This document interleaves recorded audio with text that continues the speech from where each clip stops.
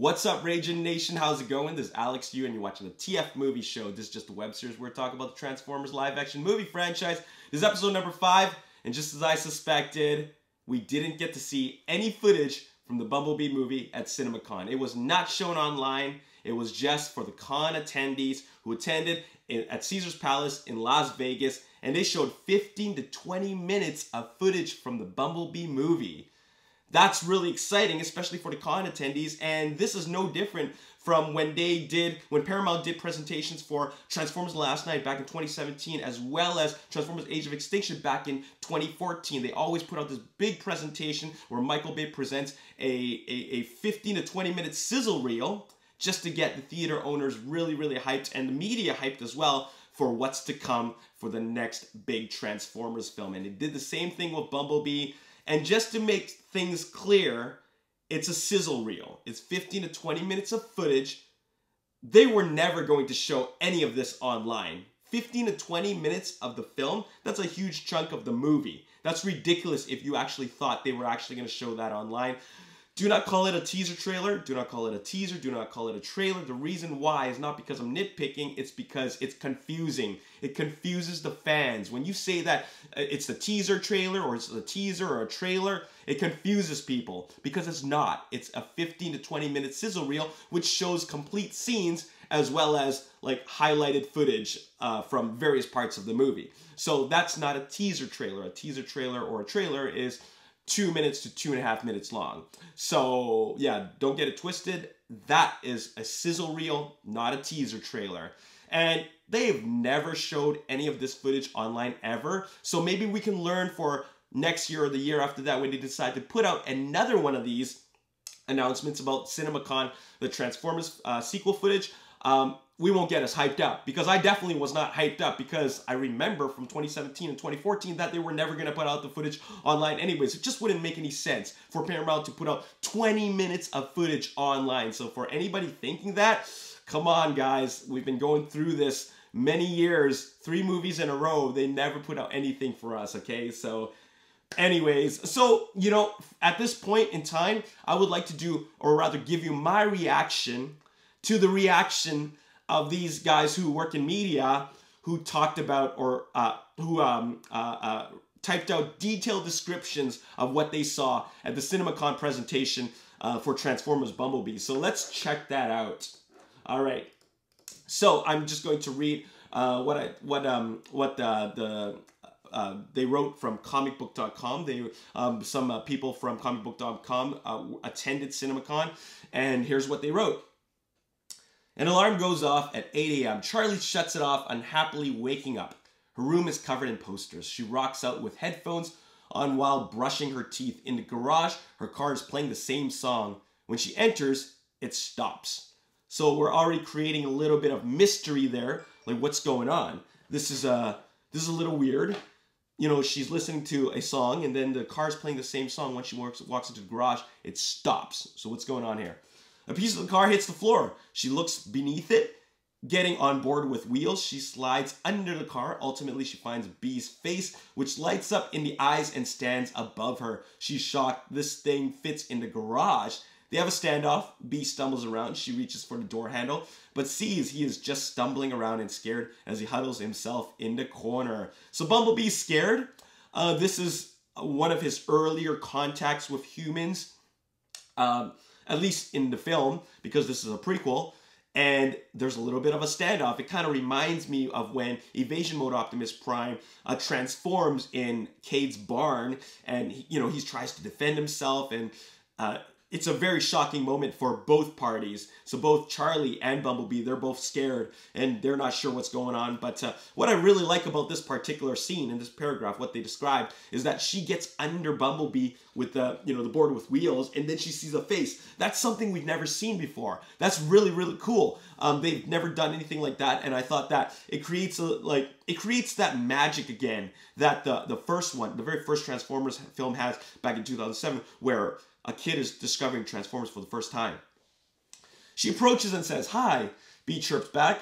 He's still scared and avoiding her in the corner. "Do you speak?" she asks. Bee nods to indicate he does not. He stands up, Holding his neck after seeing the wrench in her hand, he analyzes her hands and comes closer, allowing them to touch his face. He can understand her. What are you, she asks. Where do you come from? He shies away from answering. He points to her shirt. He is asking who she is. I'm Charlie, she tells him. Charlie Watson. I'm 18 today. Actually, it's my birthday today. What's your name? He shies away with his ears going down. She rules. You sound like a little Bumblebee. That's what she's going to call him from now on. Matches your outfit too, she says.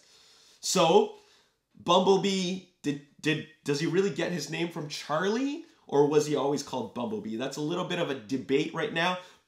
Or Charlie could just happen to call him that by coincidence. After all, he's black and yellow, and he kind of looks like the shape of a bee. So it could be just mere coincidence that she just happened to know his name. I'm not going to go and say that it's because Charlie named him and now he's called Bumblebee. I don't believe that at all. I think it's just a mere coincidence. What's interesting is that Bumblebee still doesn't have his voice. It's something that we've talked about for a while. That is he going to get his voice back? It's a big question to a lot of fans. And, well, he doesn't have his voice back. And that's what they seem to be going with. You know, it's interesting because it was Roberto Orci and Alex Kurtzman, the original writers of the Transformers film back in 2007. They decided that they didn't want Bumblebee to talk. And now, because of them, their decision for the script, it's now transcended over like the next 10 years, and now Bumblebee doesn't talk. I kind of want him to talk, but you got to remember what the demographic for this film is. They're going for a much younger audience. They're obviously understand that Bumblebee is a favorite amongst a lot of kids, so they decided to keep that kind of consistency with Bumblebee. And keep in mind that Bumblebee is also a character in Transformers Prime who does not talk at all, and nobody seems to have a problem with that. So, with that being said, I think it's cool if Bumblebee would talk, but I still don't have a problem with it because it's I feel that they can make it work. They can still make it work. This is like a brand new movie in a way, so it kind of makes sense. Okay, I'm going to read you the final paragraph. Later, clips of Bee running from a helicopter, trucks exploding, Bee playing on the beach, driving Charlie around, and other Transformers cut into the frame. A red and white winged Transformer is fighting him. He uses his arm cannon. He fights fighter jets. Charlie does their best to help him. He lands in a desert. So, he's fighting a fighter jet. He's also fighting two other Decepticons. And so, therefore, Bumblebee seems to be the only Autobot. They did, after all, mention that there's only going to be 4 Transformers. One is Bumblebee included. The other 3 being, I guess, Decepticons. There's not going to be, as far as I know, there's not going to be Prowl or Cliffjumper. It looks like he's just on the run from Decepticons. And one of them seems to be a jet. So that's the report from comicbook.com. That was my response to it. I'd like to read a couple of reactions on Twitter. This is the editor from Fandango, Eric Davis. Just saw an entire sequence of Haley Steinfeld's character meeting Bumblebee for the first time. It was cute. Love the shot of Bumblebee transforming while she was under the car looking around. Then a bunch of shots for the rest of the movie showcasing a ton of action. So I can see right there that they showed like complete scenes and then a montage of action, which is pretty expected for them to show at CinemaCon.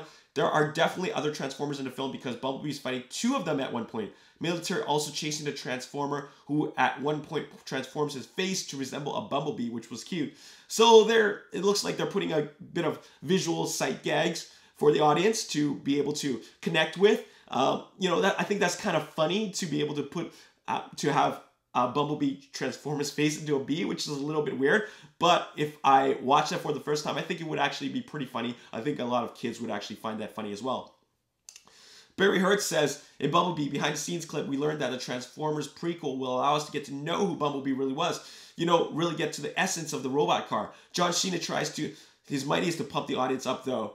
And so it looks like that, this film centered around Bumblebee really gives you more of the feeling that's going to be character-centric. It's something that a lot of the Transformers sequels are missing. They're not very character-centric. A lot of the characters are more background characters. So we kind of want that back because we never really focused on any one character. It was more focusing on humans, but I at least would like to see that 50-50 split of characterization between humans and Transformer as opposed to more humans and then a little bit of Transformers. So I think they're going in the right direction.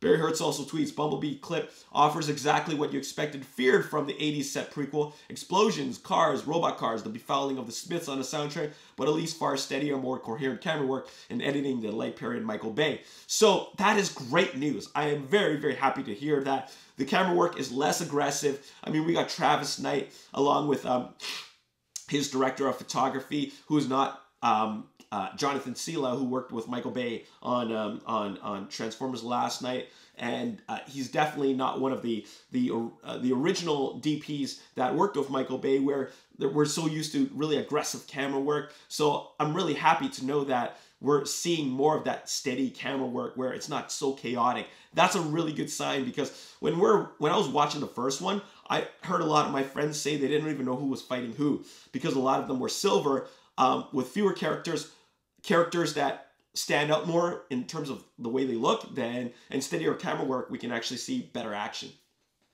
Jillian Setterholm says, Bumblebee footage shows a story that feels closer to Iron Giant or E.T. than what we've seen from Transformers franchise, but yes, there's also plenty of action. Plenty of action, great thing. We need to see plenty of action as Transformers film, you know, cars transforming into robots.